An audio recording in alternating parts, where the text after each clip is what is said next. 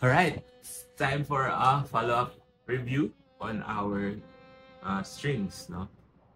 On our Larsen Sigan.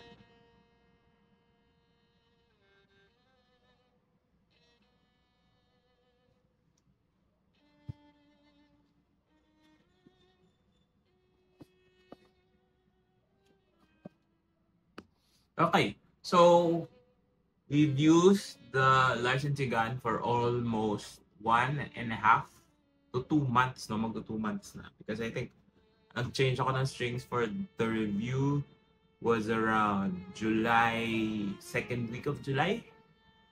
Sorry, second week of June. Yeah. So, it's almost August at the time of this recording.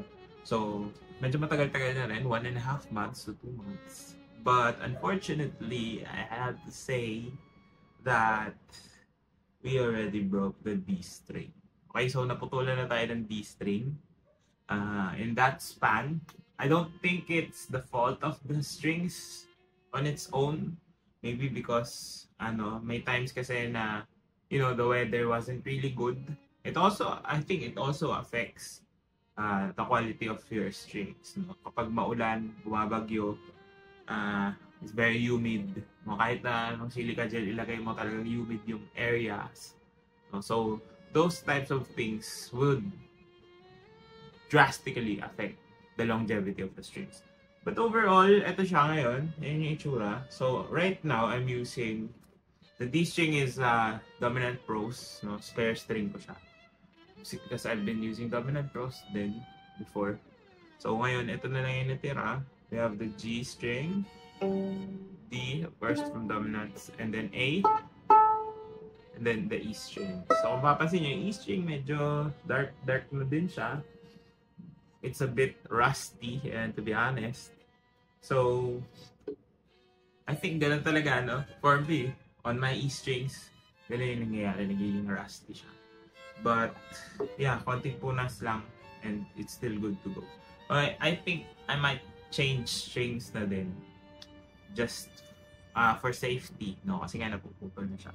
But overall, it was a great experience, no? If you have watched all the videos we've posted with Nueno Classico, yung mga recordings doon, every piece that we played, I was using this setup. So, yun yung quality ng sound niya. It's there, the sound is there, no? It's pronounced, and there's just a little bit, of the darkness that comes with the dark sounding strings, diba? Yung warmth na hinahanap ng iba. So, I think it's a good set of strings for specific users, no? It's not for everyone. Again, even in the first video, sinabi na natin, these strings are not for everyone. They're for specific types of people who want dark sounding instruments, no? So, let me just play a few scales, maybe.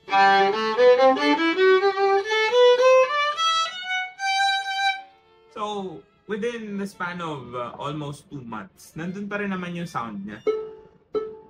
You can still hear the prominence of the sound.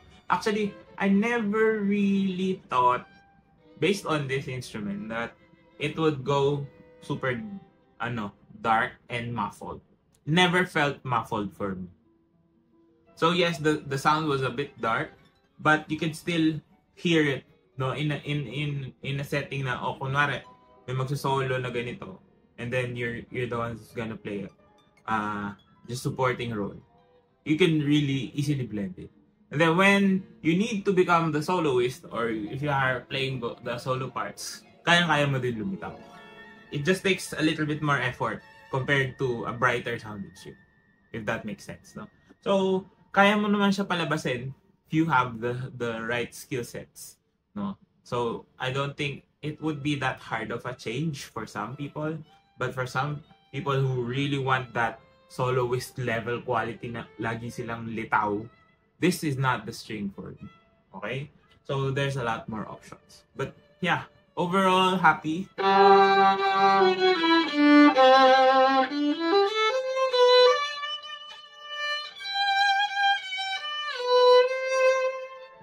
sayang. I really like the D string sound, but naputol nga yung D string natin.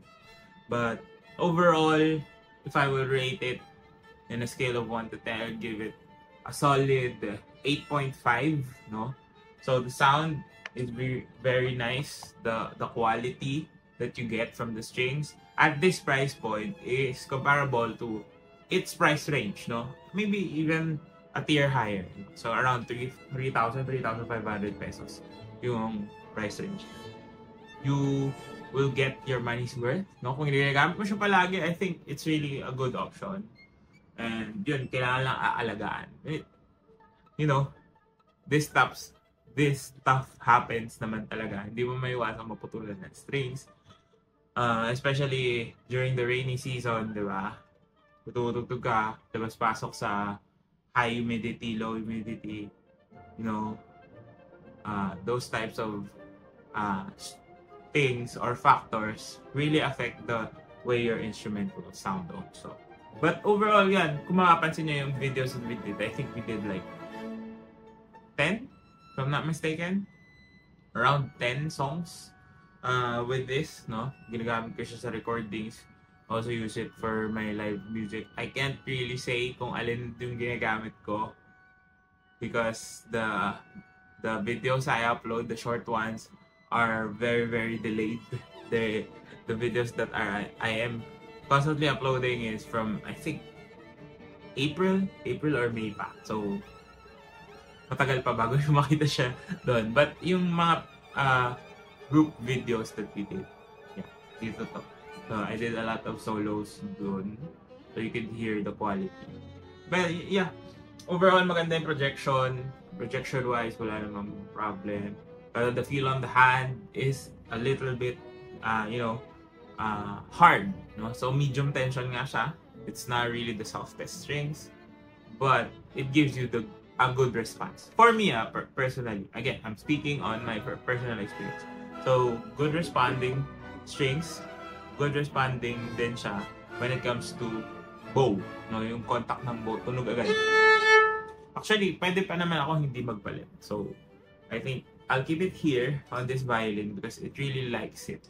So, baka may bago akong option just in case hindi available yung mga standard strings na ginagamit natin. At least I have another option that I use. Yeah, overall, happy with it.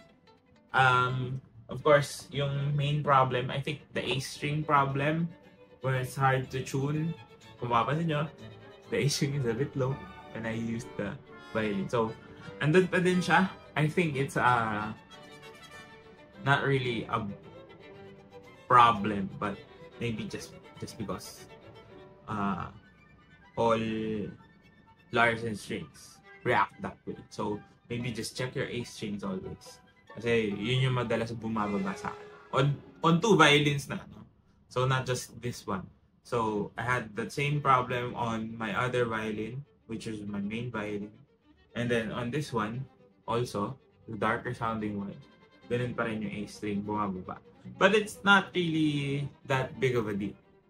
Kasi once na na-stabilize mo na siya, within 20 minutes of you playing, okay naman na. You don't need to readjust and recalibrate or reposition it again. Okay na. Nasa tono na siya. Yan. So, I would have been happier if the string stayed longer though. So, hindi ko pa rin masabi, but looking at it, yeah, meron na rin konting sa G string and E string. Yung E string mo, hindi ko na makita, di ba? But G string, meron na rin konti. But also, might be because of the weather. So we can't really compare it directly with others.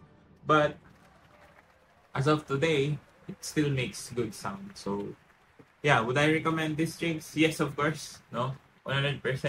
If you wanna try out dark sounding strings, and you think your violin is too bright for the bright strings that are available, it's worth a try. No, kung gagastos ka ng mga 3K, 3.5, I think it's less than 4K. So pwede na. Pwede mo na siyang gamitin. But again, not for beginners, no? I'm not saying beginners should try this out on their beginner instrument. Sayang. Huwag mo muna gamitin. Pag medyo maganda na yung instrument mo, that's the time you should use these types of strings. These are niche, no? Very niche yung mga use cases kasi na. So these are for soloists, the sound that is really loud but not piercing. No, yun yung gustong sound. Dito pa nga yata yung D string. So here's the D string. It failed in the middle part. No, yan yun. So it's not not issue or a ball end issue. It's just really maybe weather. Weather talaga yung nakikita ko. Kasi lakas ng ulan, you know. I try to keep this closed at all times when I'm not using. Hindi katulad dati na lagi nakabukas kasi nga umaulan. So we can't really control the humidity. Okay? So just another update also, since it's August, I might change my main instrument again because I need to review another set of strings from License. So from Stringer PH, but this time it's not sponsored. I bought it. What do you call this? It's the Il Canone Soloist Direct and Focus. So yun yung re-review natin. We'll try to put it within the coming days, no? Hopefully by August, first week siguro may lagay ko na. I'm not that busy. But yeah, I'll change. And I also have something coming up. Baka isabay ko na lang din. Sabay na yung unboxing. But this one, yung Direct and Focus kasi, I bought it on a tube. So, baka wala nang unboxing experience for this one.